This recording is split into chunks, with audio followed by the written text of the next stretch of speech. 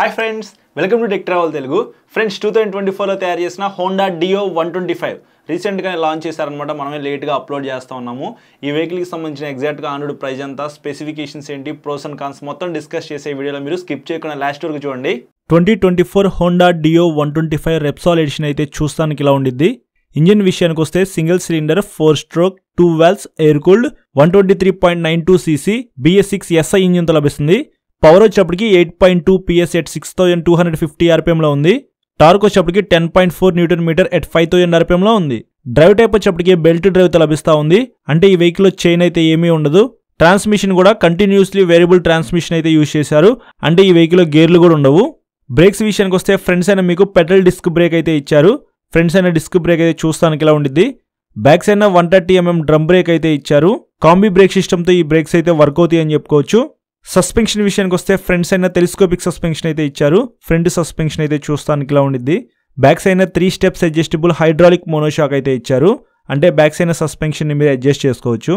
Tyres and wheels విషయానికి వస్తే orange colour yellow wheels with tubeless tyres తో ఈ వెహికల్ లభిస్తుంది.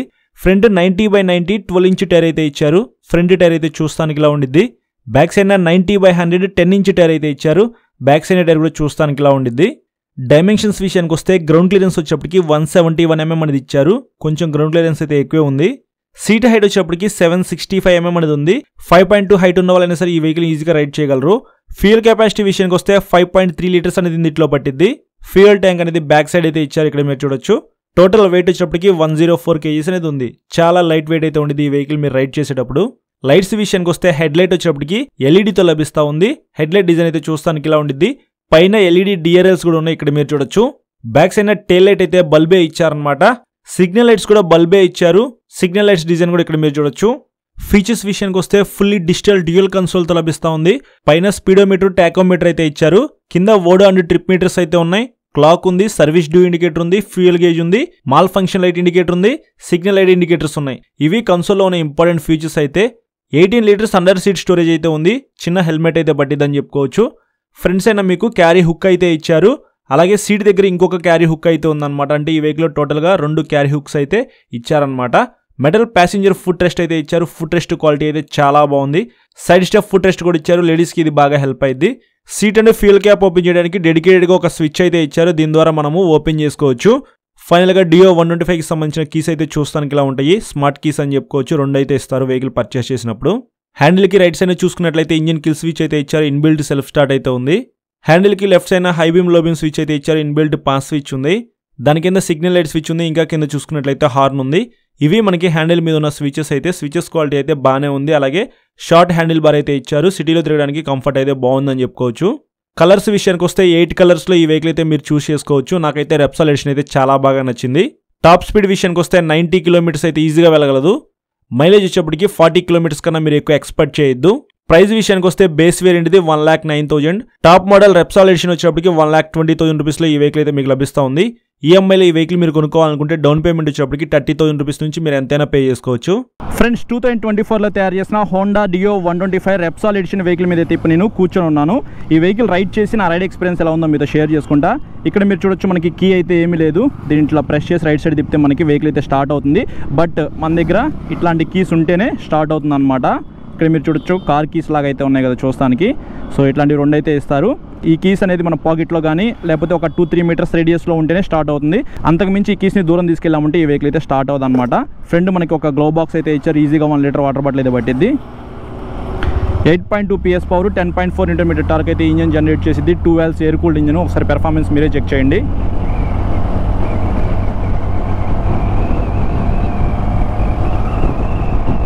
యాక్సిలేటర్ అయితే మొత్తం తిప్పేసేసాను.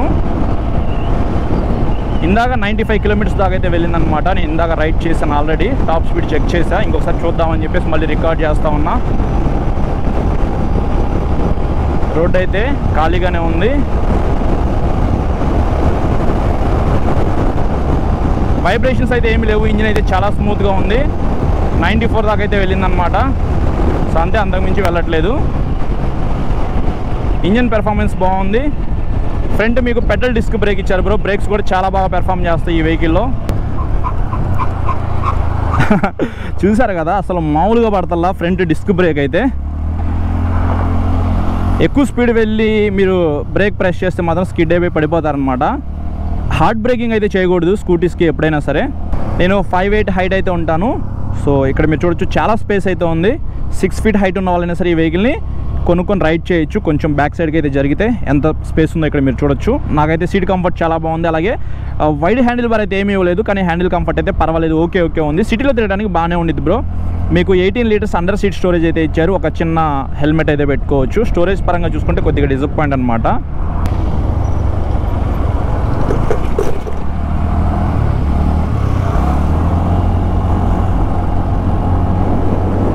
మీకు గ్రౌండ్ క్లియరెన్స్ కూడా కొద్దిగా ఎక్కువ ఉంది బ్రో. 171 mm గ్రౌండ్ క్లియరెన్స్ అయితే ఉంది. మీరు ఎలాంటి రోడ్స్కి ఈ వెహికల్ వేసుకుని వెళ్ళినా సరే అంత తొందరగా ఇంజన్ దగ్గర తగలదనమాట బ్యాక్ సైడ్న. అలాగే రైడర్ ఫుట్ రెస్ట్ దగ్గర కూడా మీకు కొద్దిగా హైట్ అయితే ఎక్కువ ఉండిద్ది. ఇందాక మీరు ఆల్రెడీ స్పీడ్ బ్రేకర్స్ క్రాస్ చేసేది మీరు చూసారు కదా, కొద్దిగా స్పీడ్గానే నేను రైడ్ చేస్తూ క్రాస్ చేశాను అనమాట, ఎక్కడైనా ఇంజన్ దగ్గర తగిలిద్దేమో అని చెప్పేసి. ఎందుకంటే యూత్ ఎక్కువ మంది ఈ వెహికల్ అయితే పర్చేస్ చేస్తారు, వాళ్ళకి స్లోగా వెళ్ళడం రాదనమాట, ఎక్కువగా స్పీడ్ వెళ్దామని చూస్తారు కాబట్టి అన్ని రకాలుగా టెస్ట్ చేయాలి కదా. సో అందుకే నేను ఎక్కువ స్పీడ్గానే డ్రైవ్ చేస్తూ ఉన్నాను. బాగుంది బ్రో. ఈ వెహికల్ మీరు కొనుక్కోవాలనుకుంటే కొనుక్కోవచ్చు. డియో 110cc నాకు పవర్ అండ్ టార్క్ అయితే సరిపోలేదు, కొంచెం ఎక్కువ పికప్ ఉన్న వెహికల్ కావాలి అదే డిజైన్లో అనుకుంటే మీరు ఇది కన్సిడర్ చేసుకోవచ్చు. ఎల్ఈడి హెడ్ లైట్ అనమాట. డిఆర్ఎల్స్ కూడా చాలా బాగున్నాయి. యూనిక్ లుక్స్లో అయితే ఈ వెహికల్ ఉండిద్ది.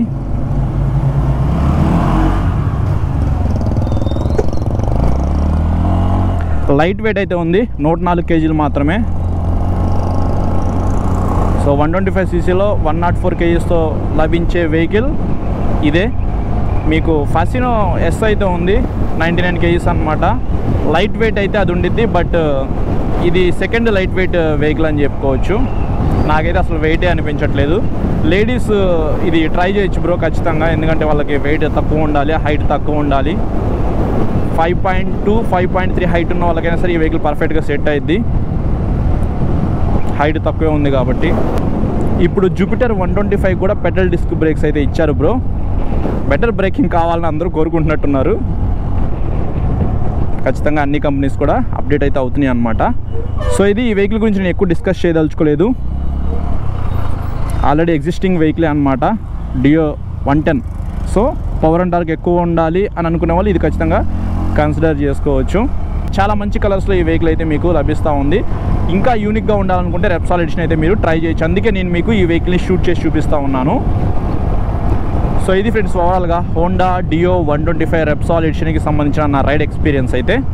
ఫ్రెండ్స్ ఇప్పుడు ప్రోస్ అండ్ కాన్స్ గురించి డిస్కస్ చేద్దాము. నాకు అనిపించిన ప్లస్ పాయింట్స్ ఏంటంటే ఇంజిన్ అయితే మాత్రం చాలా స్మూత్గా ఉందన్నమాట, రైడ్ చేసుకుంటూ మీరు ఎంత దూరమైనా వెళ్ళిపోవచ్చు. తర్వాత నాకు డిస్క్ బ్రేక్స్ అయితే చాలా బాగా నచ్చినాయి. ఇందాక ఆల్రెడీ మీరు రైడ్ చేసేటప్పుడు చూసారు కదా, పెట్రోల్ డిస్క్ బ్రేక్ ఇచ్చారనమాట. బ్రేక్స్ అయితే మొత్తం చాలా బాగా పెర్ఫామ్ చేస్తూ ఉన్నాయి. సస్పెన్షన్ కూడా ఈ వెహికల్ చాలా బాగుంది ఫ్రెండ్స్. అని మీకు telescopic suspension, back side monoshock ఇచ్చారు కదా. ఓవరాల్గా సస్పెన్షన్ కానీ బ్రేక్స్ కానీ ఇంజన్ కానీ నాకైతే పర్సనల్గా బాగా నచ్చింది అనమాట. అలాగే గ్రౌండ్ క్లియరెన్స్ కూడా 171 mm అయితే ఇచ్చారు. కొద్ది గ్రౌండ్ క్లియరెన్స్ అయితే ఎక్కువ ఉంది. సో మీరు ఎలాంటి రోడ్స్ మీదకి వెహికల్ వేసుకుని వెళ్ళినా సరే ఇబ్బంది అయితే ఏమీ లేదు. సీట్ హైట్ కూడా 765 mm ఇచ్చారు. 5.2 హైట్ ఉన్న వాళ్ళైనా సరే ఈజీగా రైడ్ చేయొచ్చు. అలాగే వెయిట్ కూడా మీకు 104 kgs మాత్రమే ఉంది.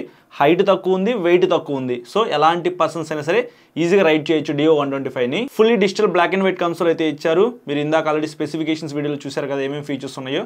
కన్సోల్ అయితే చాలా సింపుల్గా ఉందన్నమాట.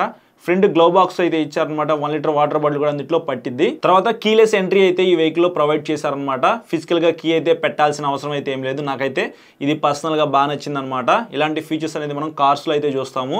ఇప్పుడు మోటార్ సైకిల్స్ కి, స్కూటీస్ కి కూడా వచ్చేసినాయి. మెటల్ ప్యాసింజర్ ఫుట్ రెస్ట్ అయితే ఇచ్చారు. మీరు రైడ్ చేసేటప్పుడు ఖచ్చితంగా దీన్ని చెక్ చేయండి. క్వాలిటీ అయితే చాలా బాగుంది. 8 కలర్స్ లో డియో 125 అయితే మీరు చూస్ చేసుకోవచ్చు. నాకైతే మాత్రం కొద్దిగా యూనిక్గా ఉండాలి అని అనుకుంటే మాత్రం రెప్సాల్ ఎడిషన్ అయితే మీరు పర్చేస్ చేయొచ్చు. ఫైనల్గా నాకు ప్లస్ పాయింట్ అనిపించింది ప్రైస్ అనమాట. బేస్ వేరియంట్ 1,09,000 రూపీస్లో లభిస్తూ ఉంది. షోరూమ్ వాళ్ళు ఒక 4,000 రూపీస్ మీకు డిస్కౌంట్ ఇస్తే 1,05,000 రూపీస్లోనే ఈ వెహికల్ మీకు దొరికిద్ది అనమాట. So best value for money vehicle అనిపించింది నాకు. అందుకే ప్రైస్ అయితే ప్లస్ పాయింట్ అని చెప్తున్నాను. సో ఇవి నాకు ప్లస్ పాయింట్స్ అయితే అనిపించినాయి. ఇప్పుడు కాన్స్ కూడా ఉన్నాయి అనమాట. వాటి గురించి కూడా డిస్కస్ చేస్తాం. ఫస్ట్ కాని విషయానికి వస్తే ఈ వెహికల్ కిక్ రాడ్ అయితే రిమూవ్ చేశారు. నాకు అది కాన్ అనిపించింది. బట్ ఫిజికల్గా మనకి కీ పెట్టుకునే ఆప్షన్ అయితే లేదు కదా, కీలెస్ ఎంట్రీ లాగా ఈ వెహికల్ అయితే మనం స్టార్ట్ చేసుకుని వెళ్ళిపోవచ్చు కాబట్టి కిక్ రాడ్ అయితే అవసరం లేదని చెప్పేసి హోండా వాళ్ళు అయితే చెప్తా ఉన్నారు. సెకండ్ కాన్ విషయానికి వస్తే అండర్ సీట్ స్టోరేజ్ అనేది 18 లీటర్స్ ఇచ్చారు. చిన్న హెల్మెట్ అయితే పెట్టుకోవచ్చు, పెద్ద హెల్మెట్ పెట్టుకోవడానికి మీకు ఆప్షన్ అయితే ఏం లేదు. అంటే స్టోరేజ్ పరంగా మీకు కొద్దిగా తక్కువ అయితే ఉండిద్ది డియో 125లో. థర్డ్ కాన్ విషయానికి వస్తే ఎక్స్టర్నల్ ఫ్యూయల్ ఫిల్లింగ్ అయితే ఇచ్చారు. ఇది బ్యాక్ సైడ్ అయితే ఇచ్చారనమాట. కీ పెట్టుకునే దగ్గర ఒక స్విచ్ అయితే ఇస్తారు. ఆ స్విచ్ ప్రెస్ చేస్తే మీకు బ్యాక్ సైడ్ ఫ్యూయల్ క్యాప్ అయితే ఓపెన్ అవుతుంది. అక్కడ నుంచి మీరు ఫ్యూయల్ అయితే ఫిల్ చేయించుకోవాలి. అది కూడా కొద్దిగా లోపలగా అయితే ఉందన్నమాట. మీరు పెట్రోల్ బంక్ వెళ్ళినప్పుడు పెట్రోల్ కొట్టించుకోవడానికి కొద్దిగా టైం అయితే పట్టింది. ఇదంతా ఒక రిస్కీ ప్రాసెస్ అనమాట. ఇది ఖచ్చితంగా కానే. ఫోర్త్ కాన్ విషయానికి వస్తే మైలేజ్ అని చెప్పుకోవచ్చు. 40 కిలోమీటర్స్ మాత్రమే వస్తుంది. కొంచెం జాగ్రత్తగా రైడ్ చేసుకుంటే ఒక 5 కిలోమీటర్స్ ఎక్స్ట్రా వచ్చే అవకాశం అయితే ఉంది. ఎవరికైతే ఎక్కువ మైలేజ్ కావాలనుకుంటారో వాళ్ళైతే మాత్రం స్కూటీని స్కిప్ చేసేసేయండి. ఫైనల్గా ఫిఫ్త్ కాన్ విషయానికి వస్తే రైడర్ ఫుట్ రెస్ట్ స్పేస్ అయితే కొద్దిగా తక్కువ ఉండిద్ది అనమాట. మీరు 20 లీటర్స్ వాటర్ క్యాన్ అక్కడ పెట్టుకొని వెళ్దాము అంటే మాత్రం కుదరదు. సో ఇవి నాకు అనిపించిన కాన్స్. ఈ 5 మేజర్ కాన్స్ అని చెప్పుకోవచ్చు. ఇవి ఫుల్ఫిల్ చేస్తే మాత్రం డియో 125 చాలా బాగుండేది. సో ఇది ఫ్రెండ్స్ ఓవరాల్గా డియో 125కి సంబంధించిన ప్రైజ్ అండ్ స్పెసిఫికేషన్స్, నా ride experience, pros and cons. ఈ కాన్స్ నాకు అంత ఎఫెక్ట్ కాదు అనుకుంటే మాత్రం మీరు హ్యాపీగా డియో 125 అయితే పర్చేస్ చేయొచ్చు. 110 తీసుకోవాలా 125cc తీసుకోవాలా అని చెప్పేసి చాలామంది కామెంట్ అయితే చేస్తారు. 110cc అయితే ఎవర్ గ్రీన్ అనమాట. నాకు కొద్దిగా పవర్ అండ్ టార్క్ ఎక్కువ ఉండాలి అని అనుకుంటే మాత్రం అప్పుడు మీరు హ్యాపీగా డియో 125 అయితే పర్చేస్ చేయొచ్చు. మంచి ఫీచర్స్ అయితే ఉన్నాయి. అవన్నీ ఇందాక మీరు చూశారు, ప్రోస్ చూసారు, కాన్స్ చూసారు కదా. దీన్ని బట్టి మీరే డిసైడ్ అవ్వండి. నేనైతే మాత్రం మీకు డియో 125 సజెస్ట్ చేస్తాను. స్టూడెంట్స్కి అయితే మాత్రం జూపిటర్ 125, యాక్సెస్ 125 ఇట్లాంటి వెహికల్స్తో మనము ఈ వెహికల్ని కంపేర్ చేయకూడదు అనమాట. ఎందుకంటే ఇది డిజైన్ పరంగా నెక్స్ట్ లెవెల్ ఉన్న వెహికల్ అనమాట. సో చూసామా, డిజైన్ నాకు నచ్చింది అని అనుకుంటే మీరు హ్యాపీగా పర్చేస్ చేయొచ్చు. ఇది వీడియో నచ్చితే మాత్రం లైక్ చేసి మీ ఫ్రెండ్స్ అందరికీ షేర్ చేయండి. మీకు ఏమైనా డౌట్స్ ఉన్నాయనుకోండి ఇన్స్టాగ్రామ్లో ఫాలో అవ్వండి. ఫాలో అయిన తర్వాత మెసేజ్ చేయండి. నేను మెసేజ్ చూస్తే మీకు ఖచ్చితంగా రిప్లై అయితే ఇస్తాను. చాలామంది సబ్స్క్రైబ్ చేయకుండా చూస్తున్నారు కాబట్టి సబ్స్క్రైబ్ చేసుకుని పక్కన బెల్ ఐకాన్ క్లిక్ చేయండి. నేను వీడియో పెట్టిన వెంటనే మీకు నోటిఫికేషన్ అయితే వస్తుంది. Thank you.